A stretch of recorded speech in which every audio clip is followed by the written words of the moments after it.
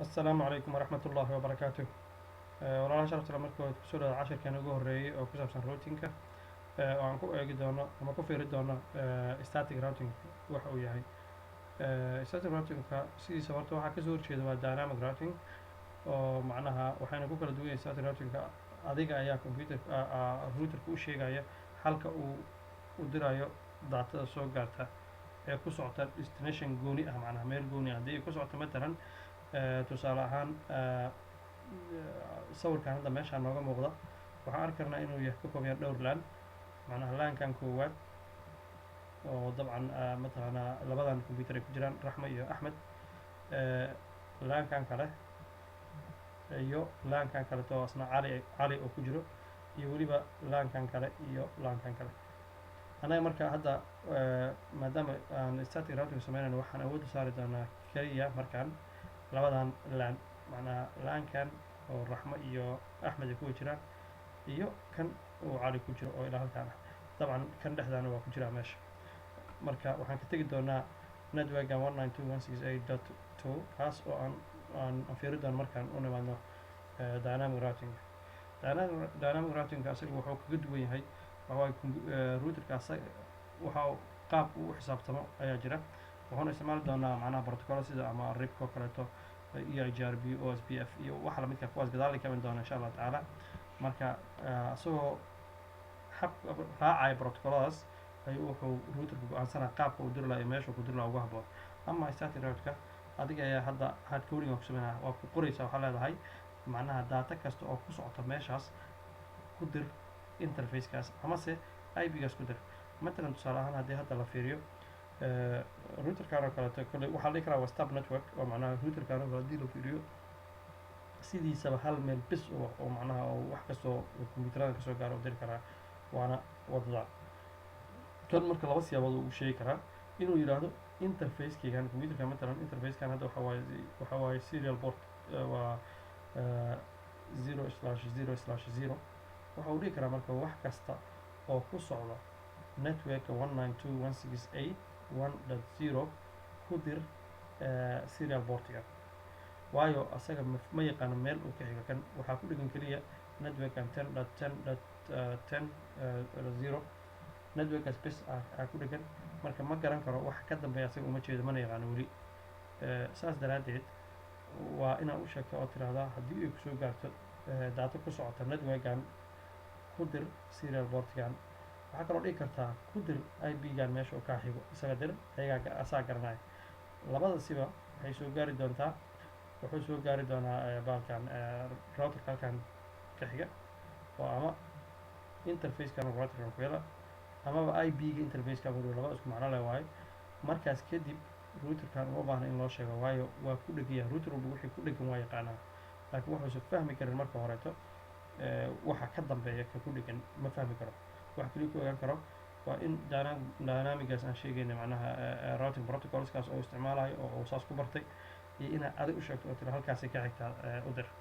marka hadda midda ugu muhiimsan oo samayn doono waxa waaye waxaan isku dayaynaa barorta axmed haddii raxmo haddii ay bingarayso axmed ama axmed uu bingaray raxmo, labadooda iska okay waaye, waa macnaa waa silaan waayo isku laan waaye, uma baahnaba xataa inay dhex maraan routerka maraan. waxaa ku filan switchkan asagaa fahmaya. matalan axmed okay شبيه عمرنا بلانفيديا ده switchka طبعا waa RP waa bixiyay macnaha waa delivery. marka waa laga yaabaa marka ugu horeysa inuu wax yar sugo. si walba ha noqoto aan fiirino bing 172.10.1.11 macnaha raxma ayaa isku dayaysaa inay axmed bin garayso. okay waa gaara waa sax, kuwaan dhibka mataan. laakiin raxma hadday hadda isku daydo inay bin garayso cali bin 172 no 192 168 markaan ma soconayso.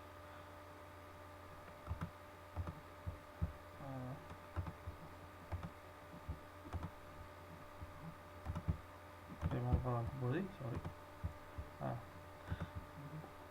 mar labaad fiirnayna ma soconayso.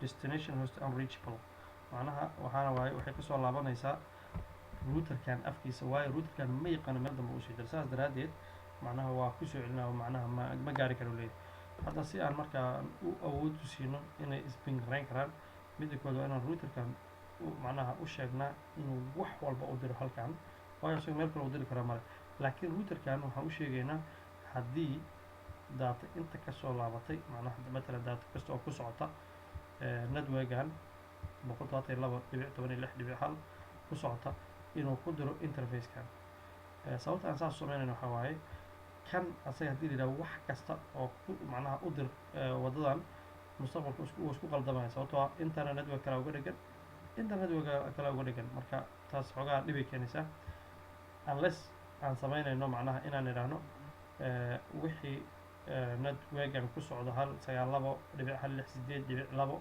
wixii ku socda intuu ku dir wax allaale wixii kalena macnaha ku dir bahalkan meesha waan dhihi karna laakiin hadda macnaha markaa fiirisa qaabka ay wax noogu dhisan yihiin kuma habboona kan keliya waxay ku habboontaa inaan idhaha wax walba oo mataqaanaa oo aada haysid ama aad garaweysa meelaa u dirta xataa ku dir dhinacan u dir dhinacan halka aan kanka leenahay data kastoo ku socda 172.16.1 ku dir interfacekaaga xusuuso mar kale waa u sheegi karnaa inaan interfacekan ku dirnanaano ama IP-gan ku dir inaan idhaa labada waa u sheegi karnaa marka hadda kanaan ku bilaabayna insha allah waxaan leenahay interfacekaas ku dir okay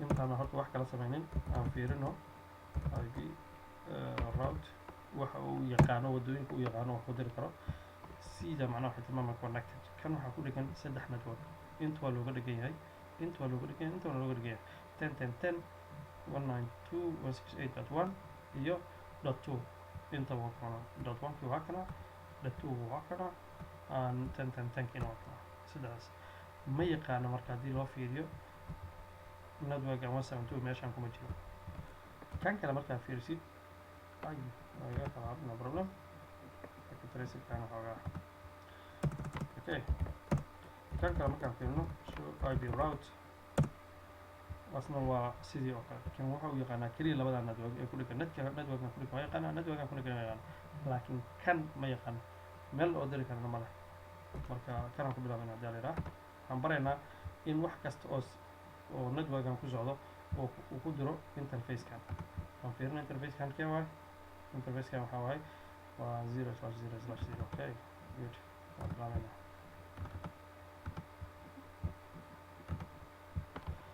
وايه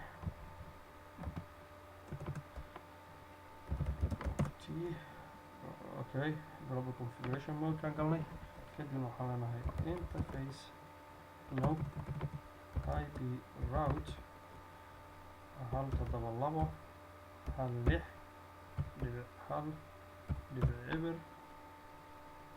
network لنا عشر sub mask يسي هاي 255.255.5 inkastoo macnaha abrabiyo waayahay waxaa ku diraysa markaana waxaan sii karnaa labada option inaan idhaahno IP-ga routerka dhinacan uu ku leeyahay u dir iyo inaan idhaahno interfacekaagan ku dir marka waxaan leenahay interfacekaagan ku dir markaan interfaceku wuxuu ahaa 0.0/0/0 okay kan marka waa saas waa kueegyahay insha allah tacaala aan fiirino okay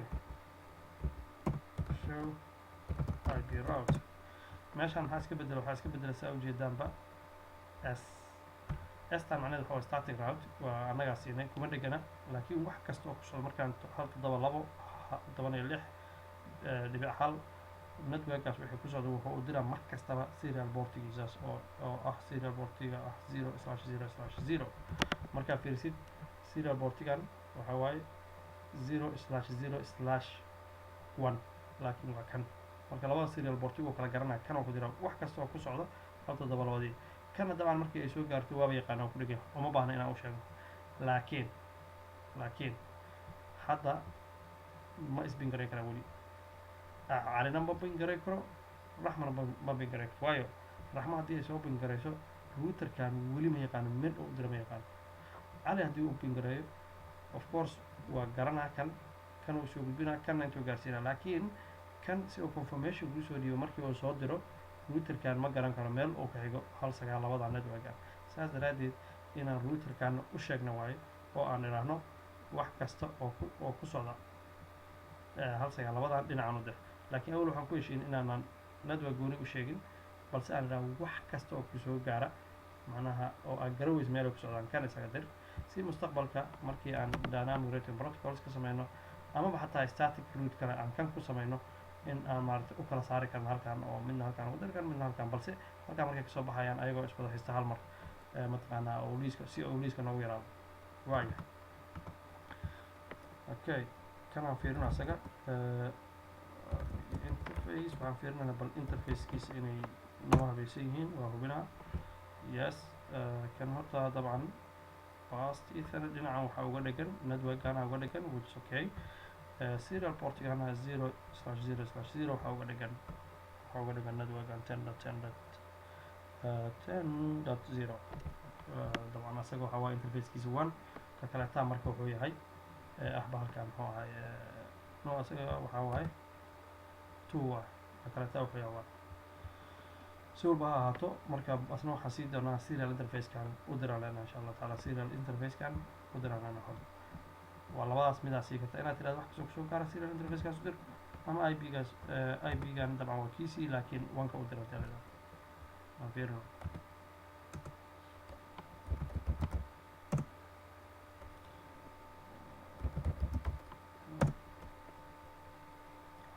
qoraalkiia qadan waa layga hado okay. IP route kan macnaheedu waxaa waaye wax alaale ugu xerataa IP-gu raba ha ahaado maskigoo rabana ha wato maskiga aragtidna ha wado waxaad u dirtaa serial interface-ka ah 0/0/0 kana markaas waa fahmi kara wax kasta xaggaas ugu diraa. aan aragno copy run waa dhigi kartaa ama WR oo right ah waa dhigi kartaa.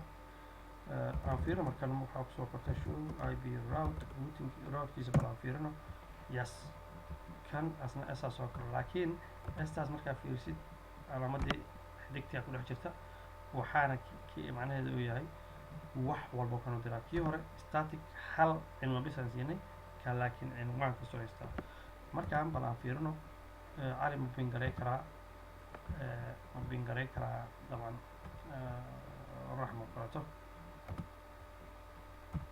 bing 1.7.1.6.1 meesha waa qaladnay waa inaan hal dhibic aan wataa 11 aan fiirino waxyaray qaadanay switchada dabcan arctic xoogaa time out weli wax karsug markaan kadib okay. labadaas jeer hore waxa uu fail garooy waxaa waaye switchada aan aqoonin markii horeeto marka ayagaa baranaya marka waa art ah. aan ku celino mar kale markaan muran kama tahay mujida sidoo kale uu bingaray karaa haddii axmed ugu talagal uu bingaray karaa. dhinaca kale haddaan ka keeno matalan araxmo kale way bingaray kartaa 1.1.10 way bingaray kartaa cali.